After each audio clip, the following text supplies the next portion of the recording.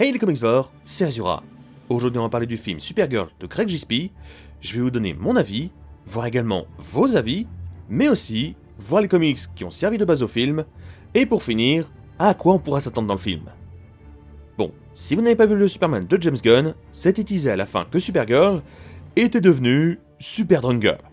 Une femme alcoolo, qui s'en fout de la vie, désabusée, et qui... Tiens, c'est marrant, ça me fait penser à un perso de Marvel. Étudions donc ce premier trailer, qui montre déjà pas mal de choses.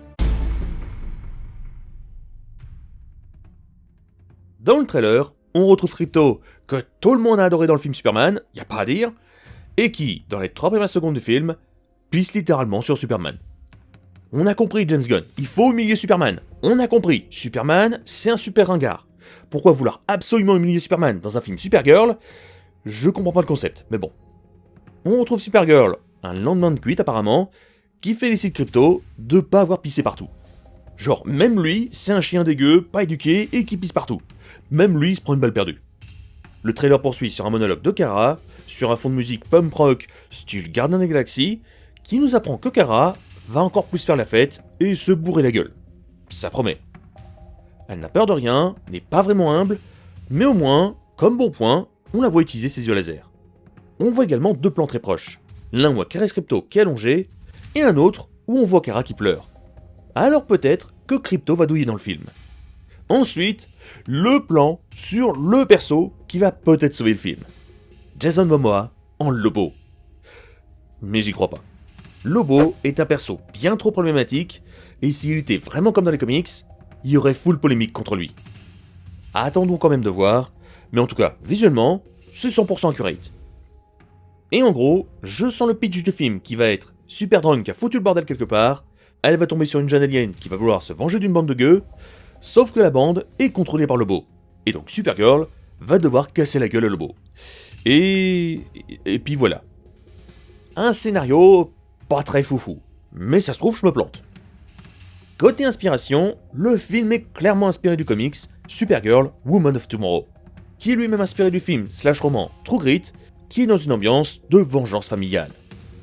Le comic Supergirl Woman of Tomorrow est composé de 8 numéros, sortis en 2021, et quand on le lit, ou si vous l'avez déjà lu, finalement, les défauts du film n'en sont pas vraiment.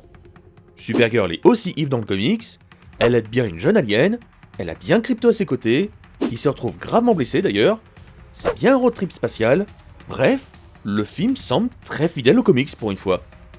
La seule différence, c'est qu'ils ont ajouté Lobo dans l'histoire, mais sinon, ça a l'air à 70% fidèle aux comics. Un comics qui d'ailleurs a été beaucoup apprécié pour sa vision plus mature de Supergirl et qui se détache du Superman. Environ 8 sur 10 sur Comics Book Roundup, 4,5 sur 5 sur Goodreads et des notes assez élevées sur Amazon, autour de 4,7 sur 5. Alors je pense pas que ça sera le film de l'année, mais je pense qu'il sera OK tiers. Et un film OK tiers en ce moment, bah ça serait déjà très bien.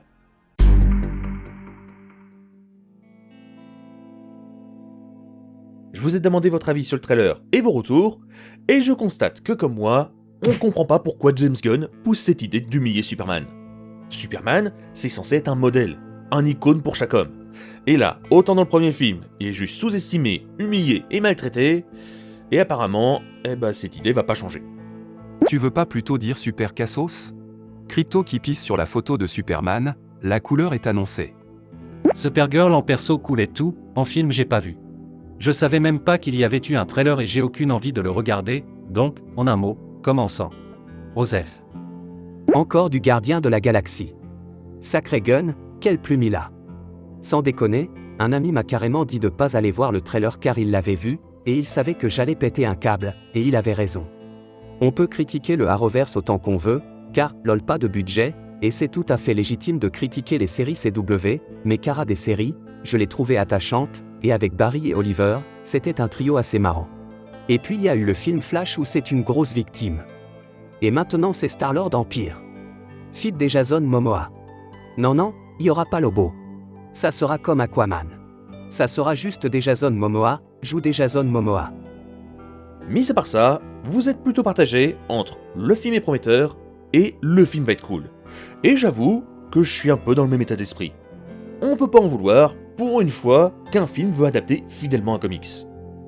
Après, vous connaissez ma mentalité, je préfère ne rien attendre, comme ça, je suis sûr de pas être déçu.